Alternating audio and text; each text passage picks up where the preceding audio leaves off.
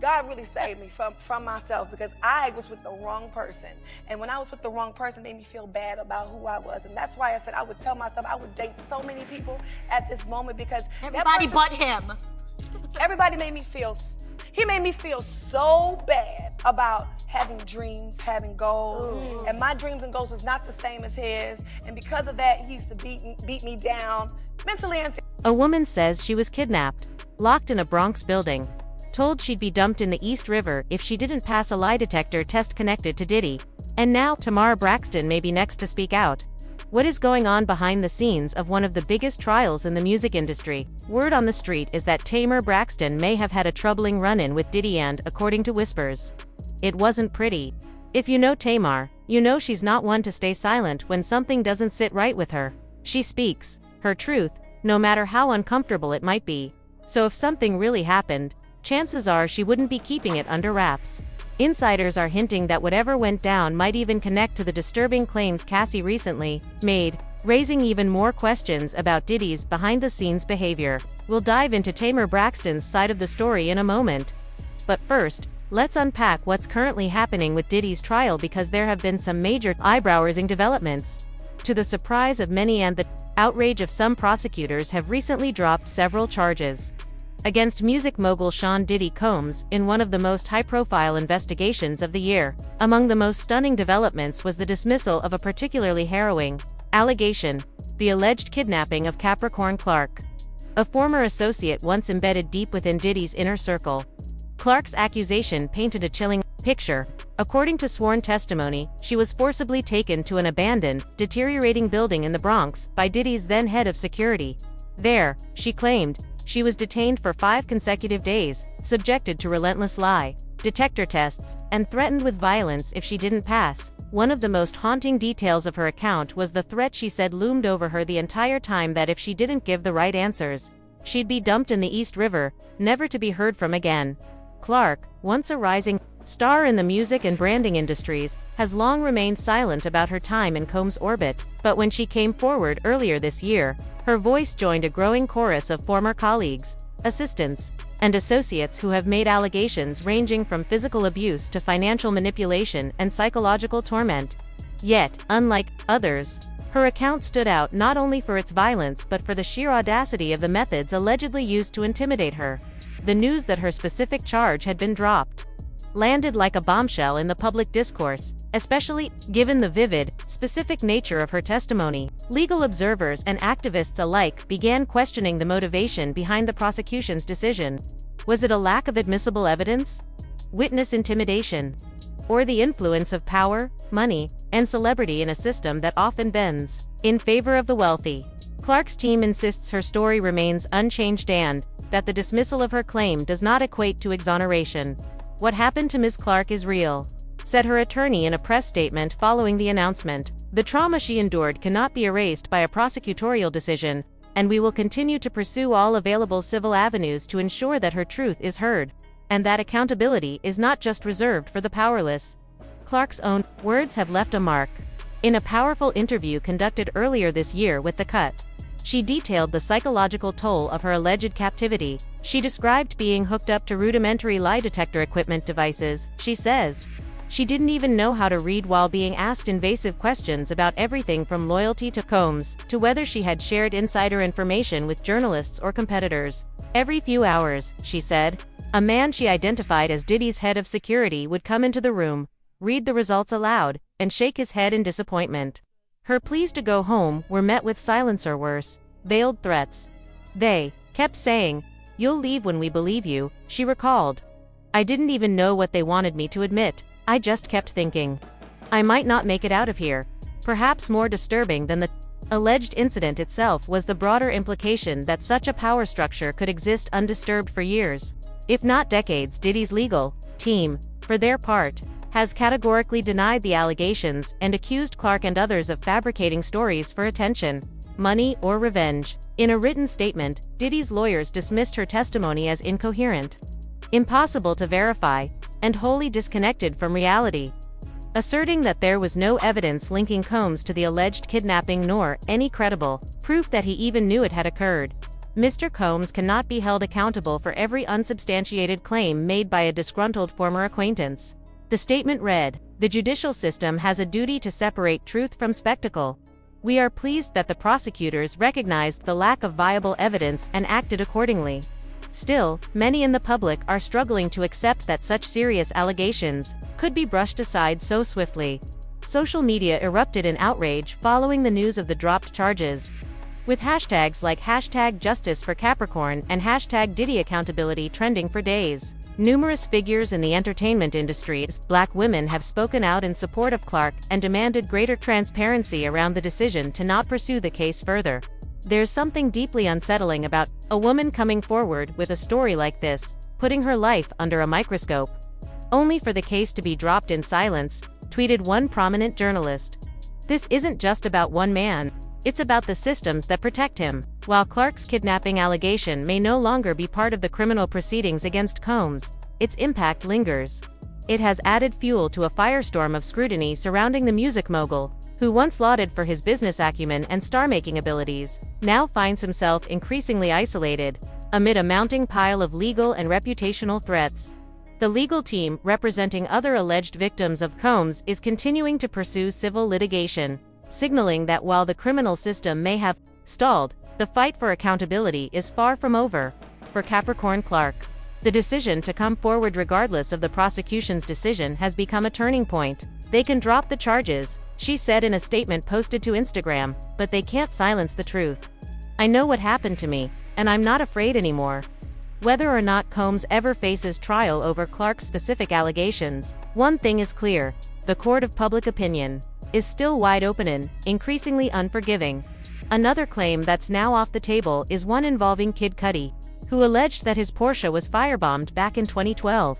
The timing was suspicious, after Diddy reportedly learned that Cudi had dated Cassie Ventura, but again, Diddy's lawyers denied any involvement. They pointed out that Cudi never witnessed the attack himself and that investigators had found female DNA on the Molotov cocktail used in the arson casting, further doubt on the accusation.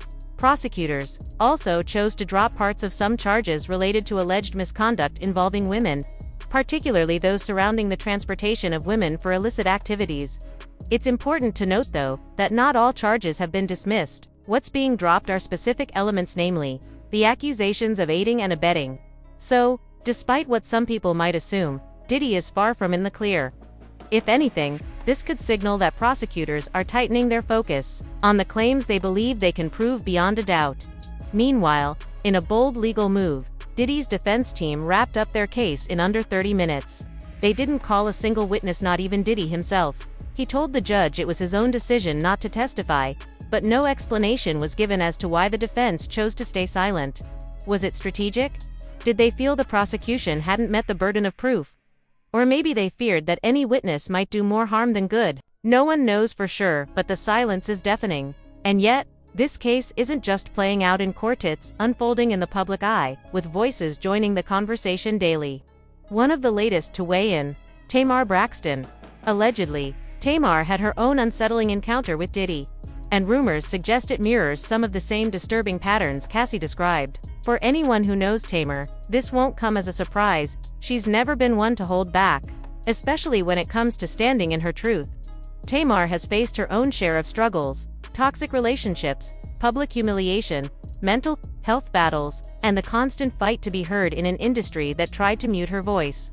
So if she's speaking up now, it's likely because she knows exactly what it feels like to be silenced, gaslit, and pushed to your breaking point. Tamar has spoken candidly in the past about staying in an emotionally damaging relationship because she didn't yet know her own worth. She's opened up about how certain exes discouraged her dreams, chipped away at her confidence, and made her feel undeserving of success.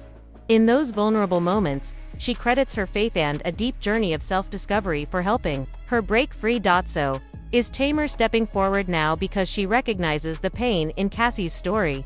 Is this her way of saying enough is enough? Or is there more to her own experience that the world has yet to hear?